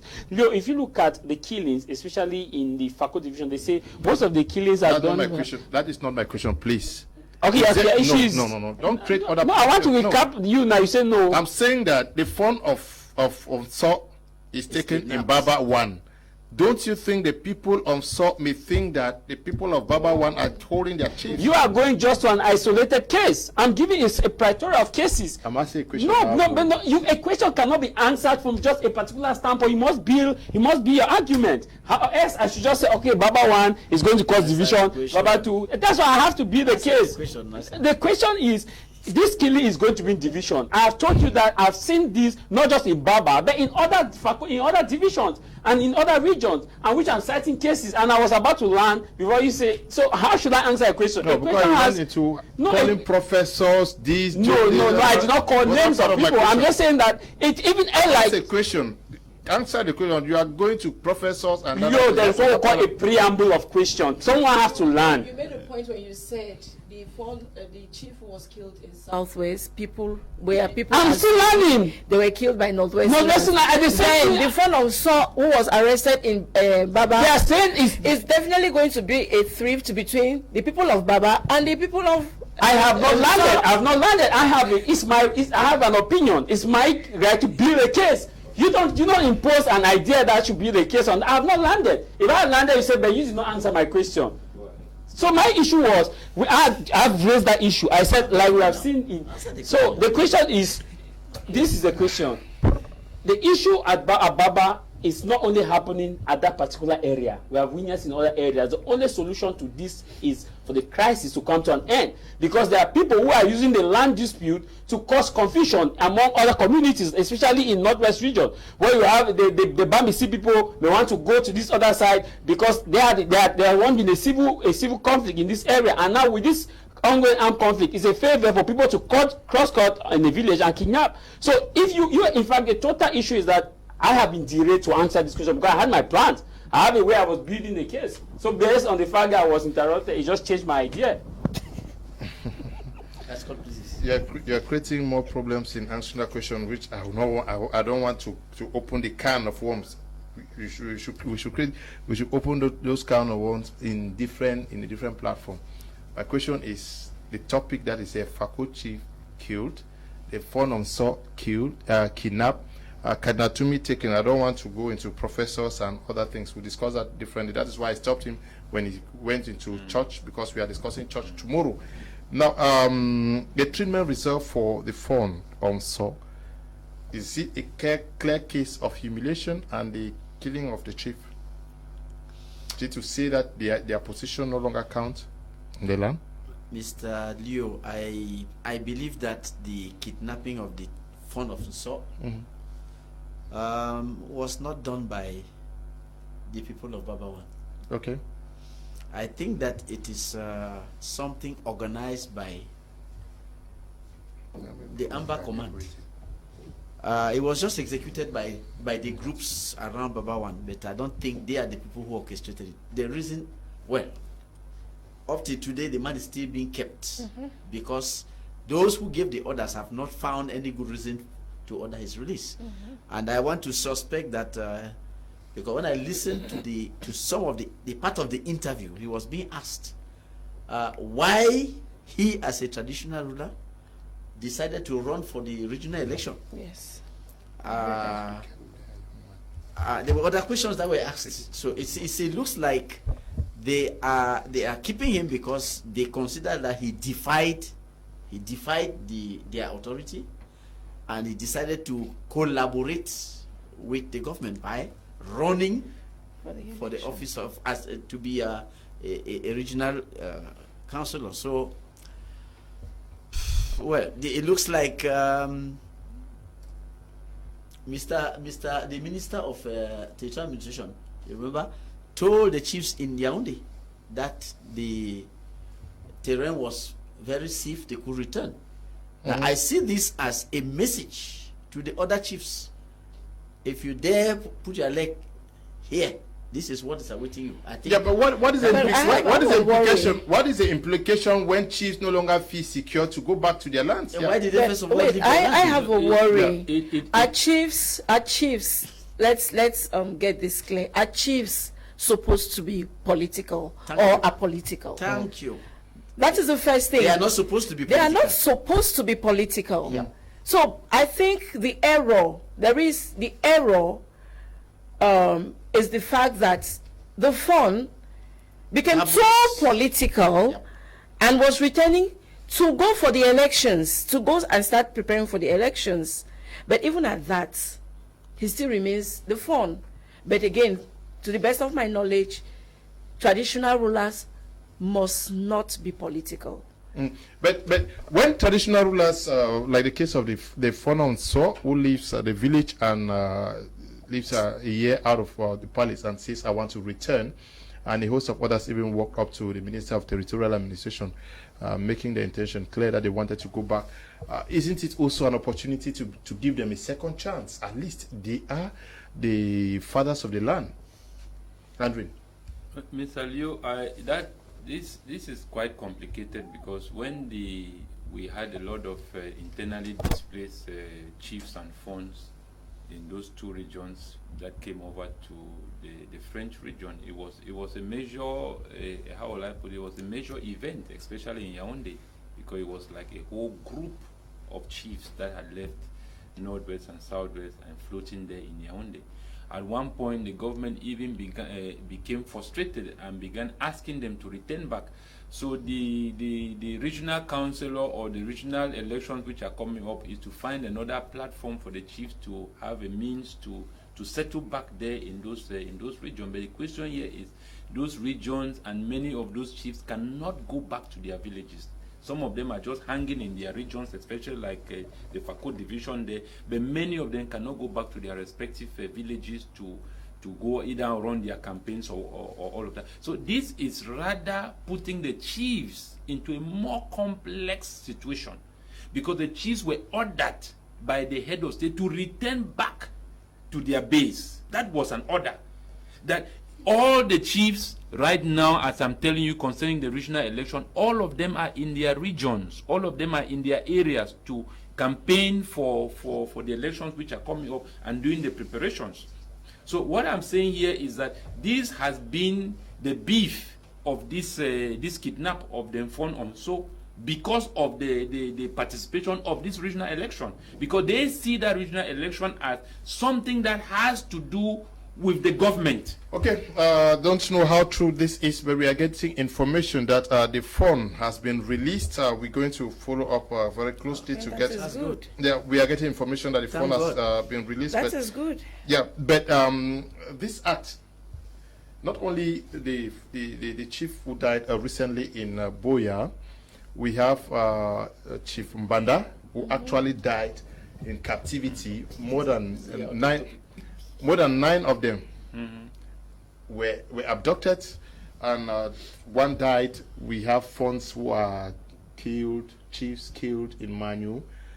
Is this not also desecrating the throne? Because why even touch them? Like I said, I once asked a question that why do we attack chiefs, and I didn't get an exact response. Some said because the chiefs are political, and I said even if the chiefs are political, does that give the divine mandate that you should kill them? Because if we go by the divine mandate where we were created, that thou shalt not kill. And above all, we are claiming that we are protecting a heritage, a culture. And what does that culture state as? That culture states that the custom and tradition must be respected. And if we are respecting the custom and tradition that we claim the Anglophone or Anglo-Saxon culture, it therefore states that we must at any point in time instead protect the chiefs as the custodians of the law. And we are saying that we don't want the so-called, they are saying they don't want custodial tradition. They are saying that they don't want what we call colonial masters, but the chiefs are not colonial masters. The chiefs are people within that particular jurisdiction. Maybe their modus operandi may not be in conformity with what these guys want, but however, to me, you must be able to protect the chiefs. But the issue too, equally at one point in time, that it doesn't justify the kidnapping of chiefs, is that the chiefs too should tread with caution, because sometimes if you know how your village is, you should equally understand that there's what we call a pull and a push factor, and something that may be a pull or a push factor to you may not be a pull and a push factor to me. Remember that in an emotionally charged conflict, you cannot control who does what and why and how. So the only thing to know who does what and why and how is for people to put down their policies and procedures. Every community needs to put out a policy and procedures or a standard operating procedures. In every chiefdom, what are the policies and procedures as far as this armed conflict is concerned? What is to operate in a time when we have peace and normalcy in chiefdom should not be the same principles that the chiefs should use to govern its people at the time of armed conflict. Those are the two different things. But the same thing too with the people. Too, they need to understand that the chiefs were in the very tight corner, a difficult corner. No chief want to fold their hands and say that, okay, come into my community and non-state armed groups operate and go anyhow, because as far as they are auxiliary they are eyes of the government in that community. So at the point is that the chiefs are caught between the side of the state and the side of the non-armed groups. So they are at the crossfire. To me, both parties both the aggressors should ensure that the chiefs are not used as their bargaining chips. We've seen Chief Bandaje Williams was killed, that was late 2018. We've seen Chief Etwe was killed, that was, I think, in Mehmet Division, Indian Division. We've seen this chief now of Leulale Malale, who was killed, that's opposite Mamu village. The village is directly opposite Musaka. And we've seen the kidnap of the Fon of Saw, and the question now is, who is going to be next? So if you are claiming to protect your tradition, or you're talking about let's return back to 1961, that same let's return back to 1961, or let's return back to 1950 or to 1960, it's equally stated that respect the custom and tradition, because at that point in time, 1961, there was high respect of traditional stools and authorities. So if we are going back, we should not only go back as far as territorial integrity is concerned, we should go back as far as authority of the village is concerned, because the chiefs are the president of that village. Before the white came in with this system of governance, the chiefs were the president of each community. That's why we had Kuva Lekinye was the head of the Bakwere people. We have Asonganyi was the head. We have Galiga was equally the head. We have Kimbe and King Afra. They were the head. They were administering their people at the individual rules and traditions. So they were the president and prime minister at the time before the introduction of a state. Now, when the state, as the state came into being, what happened is that the modus operandi slightly changed from total independence and to administer their people to now giving reports. So I think if we are going back to 1961, we should go back to 1961 of respect of tradition. We should go back to 1961 of respect of different institutions and protection of women, protection of children, protection of the church, protection of market, and equally protection of the lame and the vulnerable. And you are innocent until proven guilty. Okay. Padis Asanga is saying that, Leo, please ask your panelists if the House of Chiefs of the defunct Southern Cameroons was a political institution or not. What was the role of the defunct House of Chiefs in the defunct Southern Cameroons? Politicians should they hate for our traditional institutions. Most of these people are Christians who want to see our original African culture disappear. Good evening to you, Padi Asanga. Now, what should the chiefs do in this situation? Are we saying that they should abdicate their roles as traditional rulers? Should we no longer have traditional rulers, or how should they operate now? Mr. Leo, let us look at the right thing, because what I see is that these guys are trying to stop the creation of the House of Chiefs, because these chiefs are running to be elected into the House of Chiefs. Okay, Binglo has been arrested, so any other one who puts his nose forward should know that this is what is awaiting him. But the list is already out. I don't know whether his name features amongst. I don't know. Yeah, because from going by the questions that were asked him, so because they asked him the question, why did you apply to be a regional councillor? So, yes, they asked him that question. So I think they are trying to frustrate the creation of the House of Chiefs, because their prime objective is to frustrate governance by the Republic of Cameroon. So they consider these chiefs as collaborators of the government, and they want that to stop. So that's why they are targeting the chiefs. That's what I see. I don't see anything else. When any behavior is deemed as going contrary to their policy, these guys don't fear anybody. Yeah, but the question I'll ask everybody in the studio here, Ella, can you try to get Padi Asanga via Skype? If it is possible, let me know. Let me just ask all of us. Let me answer his question. No.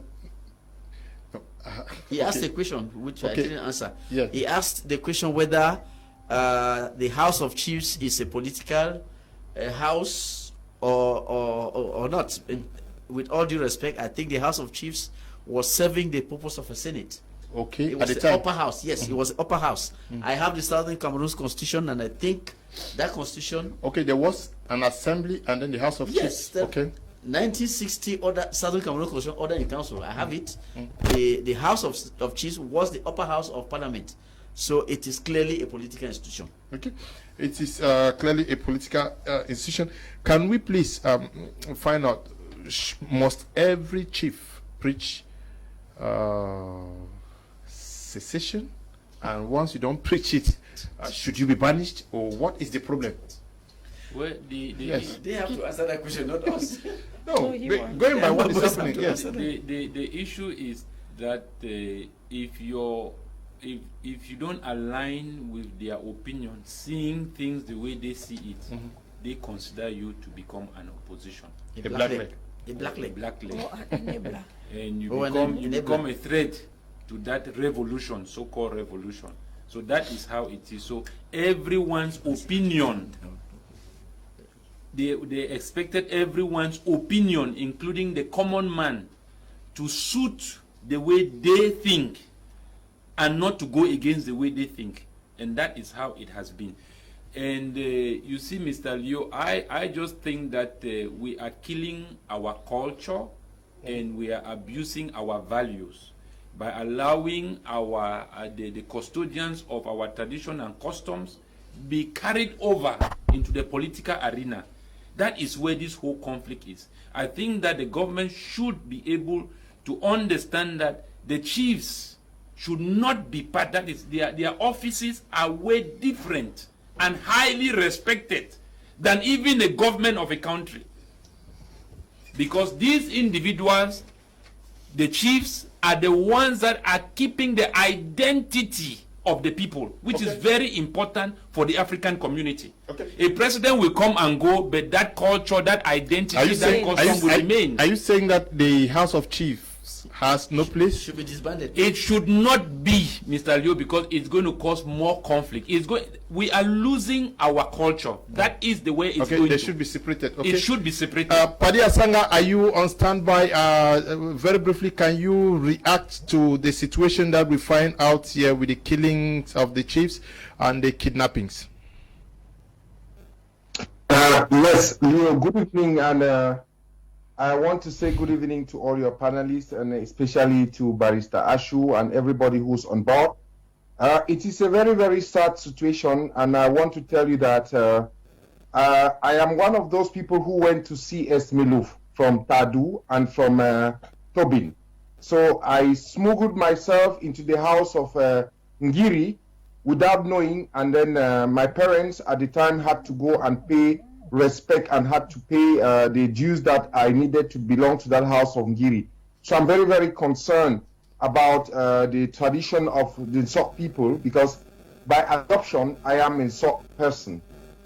I will not sit here and watch what is happening there.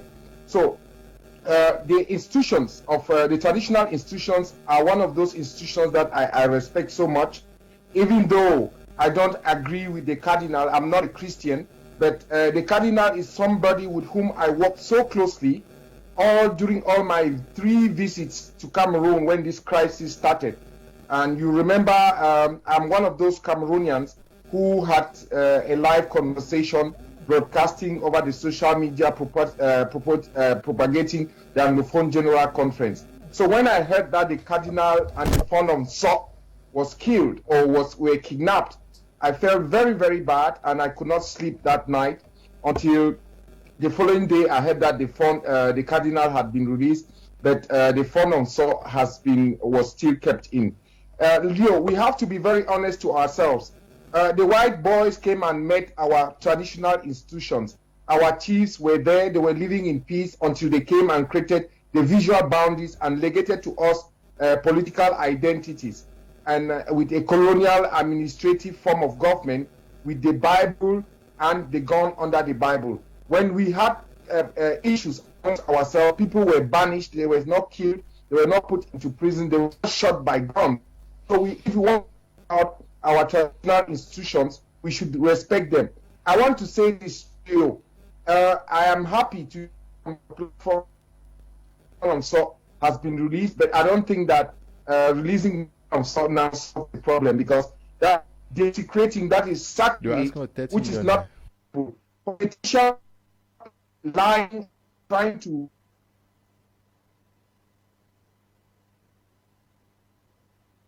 boys.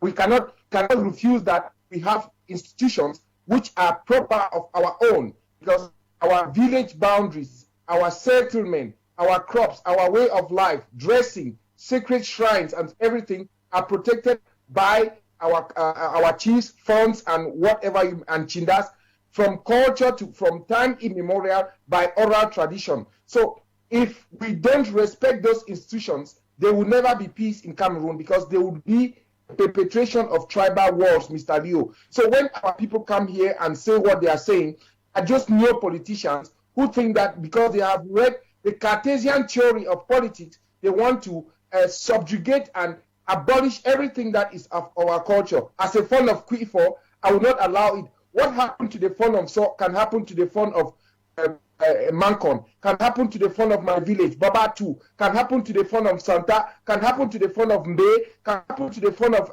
Kikakelaki, can happen to the fund of Oku, can happen to the fund of Mbiame. So it's something that should stop. If they don't want, if the Ambazonian think that they have any leverage now as they are doing all these things, let something happen to the funds and the population that rallies behind their tradition, because it is our villages, our towns, our country before the state.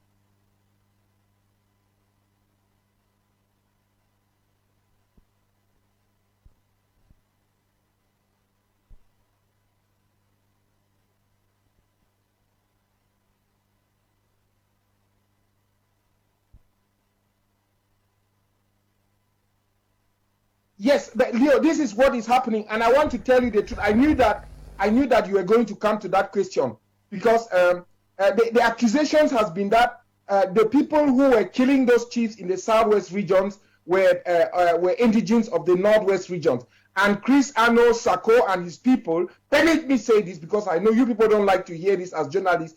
They want to set an example and saying that they are northwesterners. I want to tell you that Chris Ano and all those other people who are working, why they go after they set up people in the northwest and southwest region to kill northwesterners, to desecrate certain things, because they believe that northwesterners are the people who are causing problems in their regions. Remember what Field Marshal said: Ayabacho is not of the northwest region. Ayabacho should not set foot in the southwest region. And now they want to, because the northwesterners have a lot of respect for their chiefs, who emanate from their tradition, and most chiefs from the southwest region are appointed by decrees, have been desecrated, and they are elected. Paddy Asanga, what should be the way forward for the chiefs and the funds? Should they be given greater security? Yeah, of course, the chiefs should be protected by their sacred houses, and they should also be protected by the state. The state only came in when the chiefs were existing. We cannot say that the state supersedes our tradition or our funds and chiefs and fundoms. No, they came and met us, and because we have to integrate ourselves in the modern society, that's how we accommodated them. But anybody who thinks that the chiefs have nothing to say and that they are going to assimilate the chiefs and they'll only be auxiliary, no. The chiefs have a moral authority, they have a traditional authority, and they have their own modus operandi of bringing the people together and executing or propagating the aspirations of the people. So all this modern day slavery that has been imposed to us by white boys and politicians, scholars, Cartesians, they think that it is time to banish the chiefs because they believe that the chiefs are not what. Let them go, and before they start criticizing our chiefdoms and our fundom, they should stop talking about the British culture, because the British have a queen, and that queen was never elected. She's there from one generation to the other. So we should stop this hypocrisy, and politicians should not come on TV and try to desecrate our tradition or our sacred houses. All those boys who have arrested the chief or kidnapped the chief, because the right word is kidnap. I don't want to hear that nonsense that they call arrest, are criminals, and it's not going to end that way. They should be banished or be tried by the laws that may be. Paddy Asaga, thank you. Now, I want us to, what should be done to restore the position of the chiefs so that they can once again rule their land with all the dignity that they deserve? I'll start with you, Gurama. Mr. Leo, the chiefs, what I'll give them as an advice as a citizen of this continent is that they should disassociate themselves away from the current system and the colonial system, because this is just trying to remove our culture, kill our values, and then at the end of the day, the people lose their identity. So the chiefs should understand that they are not representing the state, neither are they being appointed by the state. They are being appointed by their people, and this goes way back before our independence. So they must be able to reserve and to retain and preserve that tradition and that secrecy, because at the end of the day, what we hold as our African values matters to us very much than what we are seeing today brought in by the West. So let them disassociate themselves away from any structure that the government is assuming them to become auxiliary, that they have been reduced and led at the level only at auxiliaries. These are not who these people are. These people, we look at them as our kings, we look at them as our gods, and we look at them as the custodian of the tradition that makes Cameroon for what it is. So these people should understand that they are selling and they are compromising themselves to sell their tradition to a system whereby at the end of the day, if they build a system that only works for the few and disfavor the masses. So they must be able to retain that integrity. Okay, Mr. Leo? Yes. I think the traditional rulers should try as much as possible to respect neutrality. They should not be involved in politics. They should have the interests of their people at heart. And in the Northwest, we still have chiefs who have never fought, who have never left their fondoms, like the fond of Com. He has always been in Lycom. Even when the former one died, the new one, he has never left Lycom. He's been there. The fond of Bafut too has always been there. So what is their secret? Does it mean they do not love the government? No, they love the government, but again, they respect and cherish their people. So they should try as much as possible to be neutral.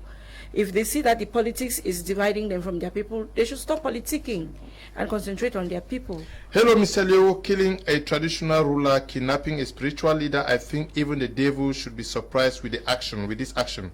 Since administrative heads are protected, then it's obvious.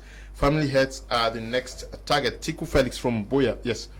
I think I want to go again by stating that chiefs, when they say chiefs are supposed to be apolitical and non-partisan, people should not get that out of context.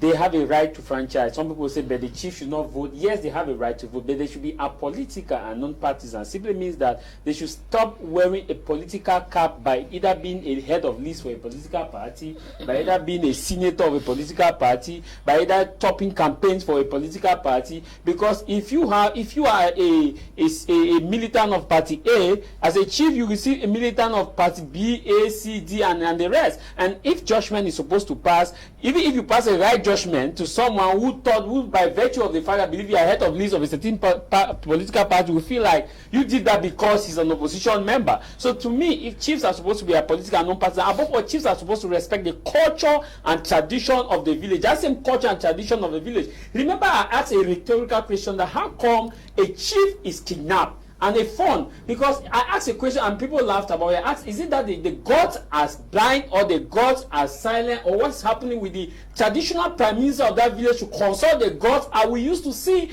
yes? And the simple answer that came to my mind is because of the fact that either politics have made the gods to turn away from the people or a certain issue. But my issue now is the chiefs should come back, look at their custom and tradition. What does the culture say?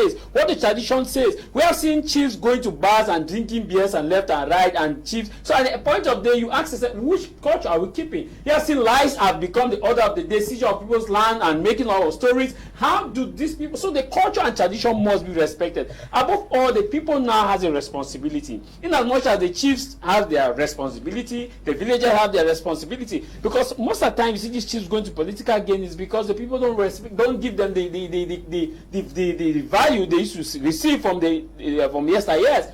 For example, how many times does the community contribute and give to the chief as financial contributions? We rarely see that of recent times. And how many times we have people meeting the needs of chiefs? So chiefs now looked at this. So the people have that moral obligation to contribute and give the chiefs, and the chiefs will have that moral obligation to respect the culture and tradition. Okay, how do we get our chiefs regain their positions in their palaces? Mr. Leo, let us look at this issue objectively. Okay. We are talking in times of crisis. Mm-hmm.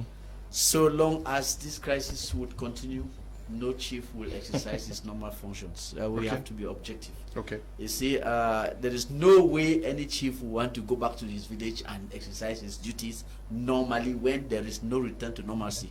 So the solution is to put an end to the crisis first, before we can start thinking whether the chief should be in politics or not.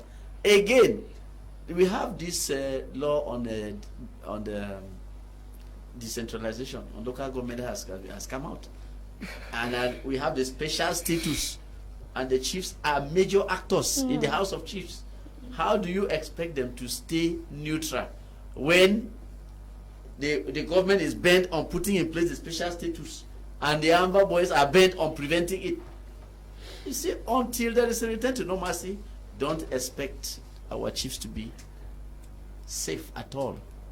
And I think with the government insisting on chiefs to return when the crisis is still hot, why can't the government use that same pressure to put an end to this crisis, to call for a ceasefire? Okay, let me take some messages before we call it quit for tonight. This one's Mr. Leo. Good evening.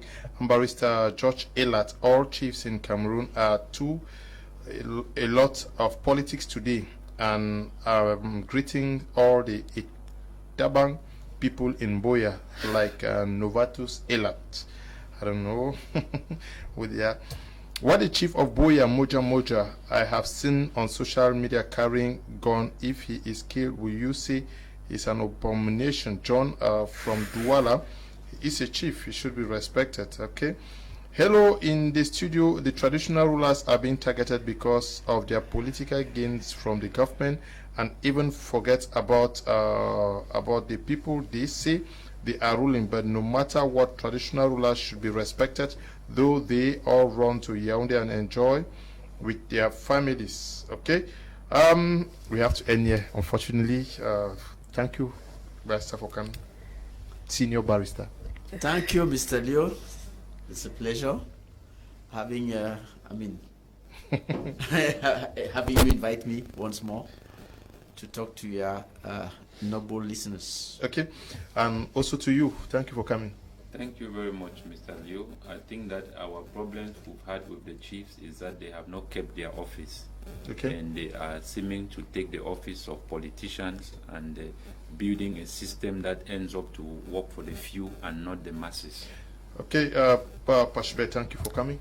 Thank you for having me in the program, and I'll continue to call on government and the separatists to look for a medium to put an end to this madness. Tamai Jarvis, thank you for coming. Thank you, Leo. I want to call on the government to stop interfering on chiefs' affairs, because this is making the people to see the chiefs as not being prudent. Like we saw sometime when they said if chiefs don't go and march on 20 May, they'll be dethroned. So it's both ways. So the government to stop interfering on issues of the chiefs and allow the chiefs to be for the people and custom and tradition, while the government does the government job. We want to thank you all who took time off to watch the program. The messages are just so many. Unfortunately, because of the many things we have to discuss, we cannot read all of them. We want to thank the production team, Christian, and to you, Desmond, and Eli, and Bertrand, or whoever is at the broadcasting. We equally want to thank you, Tabby Tambe Bryant, who is supervising our work out here. Stay blessed. Bye-bye.